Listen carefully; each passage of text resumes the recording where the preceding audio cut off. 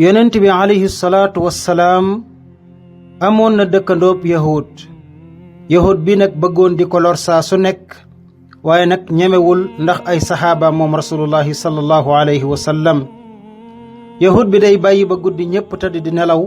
mu jël am mattam ak i mbalitam sotti ko ci buntu kër yonent bi alayhi salaatu wassalaam waaye nag saa bu nu xëyee ba yonent bi gis ko day daldi ree ci lay xamee ni ki ko def mooy dëkkandoob yahud bii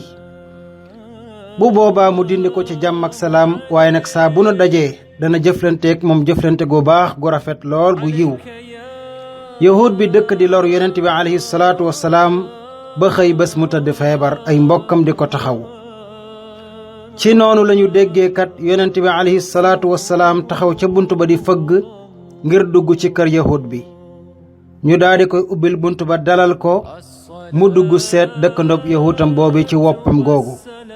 ni ko kat dama yëg ni danga wopp mu ñëwoon di la seet si ci la ko ñaanalee dalal ko ba am xelam dal lool yahud bi ni ko yow Muhammad noo xamee ne dama wopp yonent bi alayhi salaatu wassalaam ni ko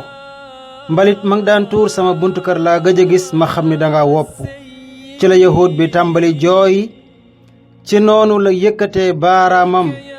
daldi seede ne amul kenn ku dul yàlla yonent bii mooy yonent bi dëgg li ko waral nag mooy jikko ju rafet yu yonent bi alayhi salaatu wassalaam wanoon dëkkandoom bii kon yéen samay mbokki jullit kii di la def jëf ju ñaaw yow nga di ko wan jikko ju rafet ak ju baax ga yàlla ak yonent ba digle mën na ko dimbali jële ko ci yoon wu dëng teg ko ci yoon wu njub su boobaa dana doon xéewal ci moom doon ak pay ci yow ëllëg yawmal qiyaam yal na nu yàlla defal jàmmi àdduna ak jàmmi yawmal qiyaam defal ko mboolem jullit